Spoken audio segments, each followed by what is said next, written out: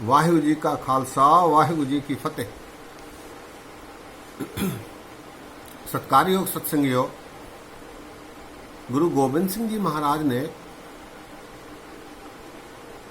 अपनी वाणियों में 10 शब्द रचे हैं जो कि हजारे के शब्द के रूप में जाने जाते हैं।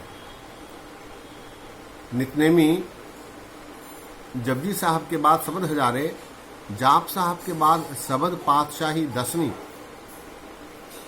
का पाठ करते हैं जो हजारे के शब्द के रूप में जाने गए। इन शब्दों में गुरु गोबिंद सिंह जी महाराज ने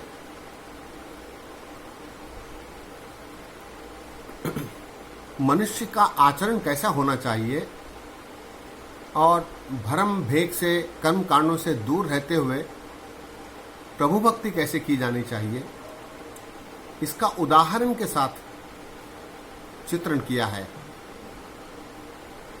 इसमें उदाहरण देते समय गुरु महाराज ने तात्कालीन जो प्रचलित प्रथाएं थीं कर्मकांड आदि की, उनका उल्लेख किया है। विचार है कि इन 10 शब्दों पर विचार किया जाए ताकि नित्यनेम में जो सत्संगी पाठ करते हैं उन्हें इनके शब्दों का ज्ञान हो, इन शब्दों की जानकारी हो, ताकि उनके आनंद में दुगनी वृद्धि हो। आइए इन 10 शब्दों पर विचार साझे किए जाएं। आज पहला शब्द है शब्द पातशाही 10वीं, रामकली पातशाही 10वीं। ये शब्द रामकली राग में है। रेमन ऐसो कर सन्यासा, बन से सदन सवह कर समझो, मन ही माहे उदासा। रहाओ जत की जटा, जोग को मज्जन, नेम के नखन बढ़ाओ, ज्ञान गुरु आत्म उपदेशो, नाम विभूत लगाओ। अल्प आहार, सुलभ से निद्रा, दया क्षमा तन प्रीत, शील संतोख सदा निर्वाहिवो, वैभव त्रिगुण अतीत। काम क्रोध हंकार लोभ हठ मोह न मन से लावे, तब ही आत्म तत्व को दर्शय, परम पुरख कह पाए। तब ही आत्म तत्व को दर्शय, परम पुरख कह पाए। रेमन ऐसो कर सन्यासा, बन से सदन सबय कर समझो, मन ही माहे उदासा। रहा गुरु महाराज कहते हैं, रेमन ऐसो कर सन्यासा, हे मनुख तू ऐसा सन्यास धारण कर।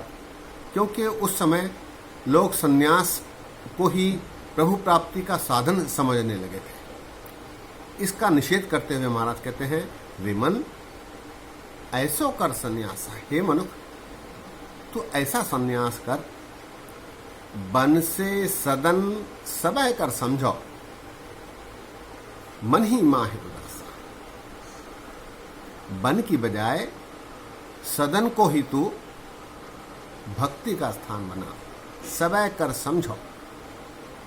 बन से सदन, सदन कहते हैं घर को,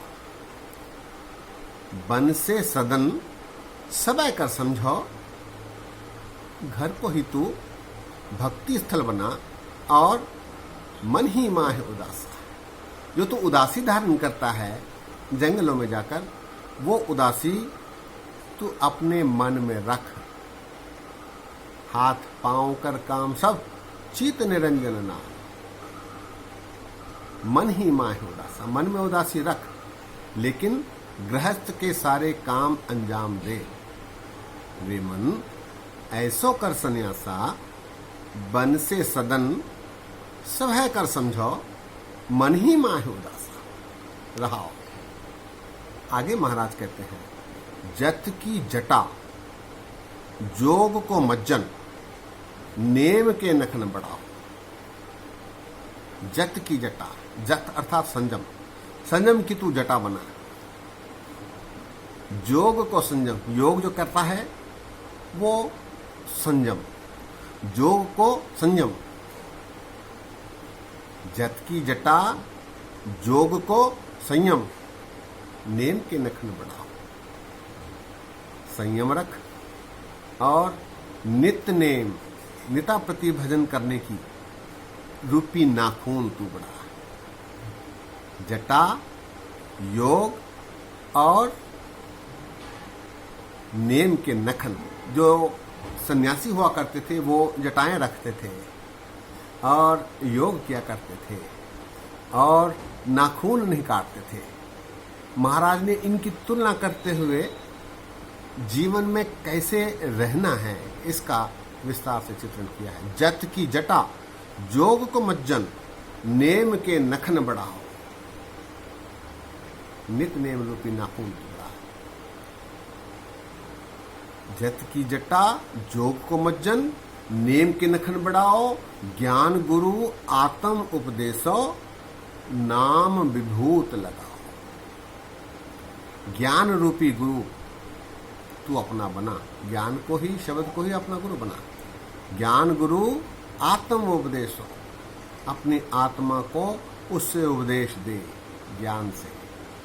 ज्ञान गुरु आत्म उपदेशो, नाम विभूत लगाओ। सिमरन को विभूत बनाकर लगाओ, नाम विभूत लगाओ। ज्ञान गुरु आत्म उपदेशो, नाम विभूत लगाओ।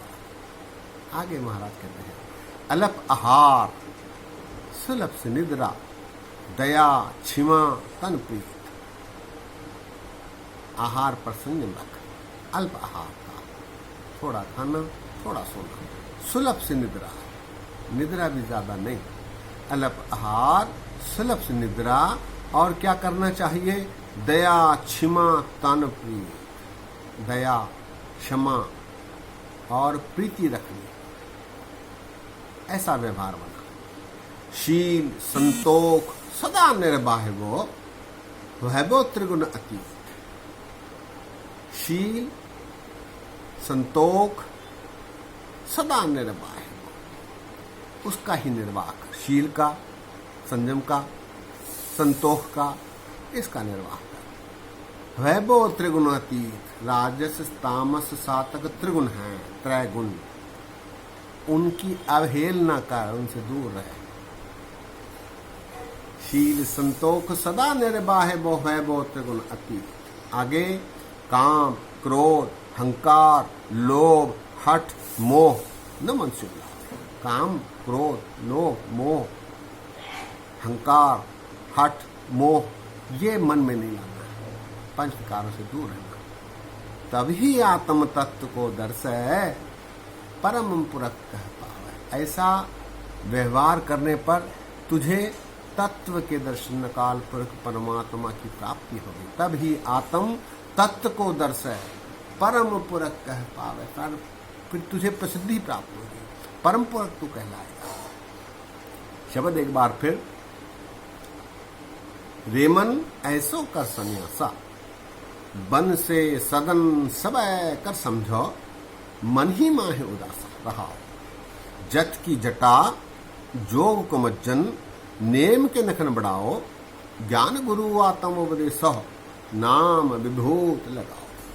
अल्प आहार सुलभ से निद्रा, दया क्षमा तन प्रीत। शील संतोख सदा निर्वाहवो, वैभव त्रिगुण अतीत। काम क्रोध हंकार लोभ हठ मोह न मन से लावे। तब ही आत्म तत्व को दर्शय, परम पुरख।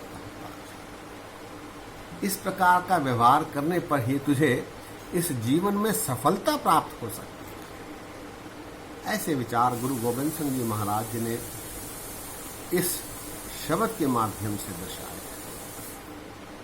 सत्संगियों, हमें गुरु महाराज द्वारा दी गई सलाह को आज्ञा के रूप में स्वीकारना चाहिए, ताकि इस संसार में आया सफल हो सके।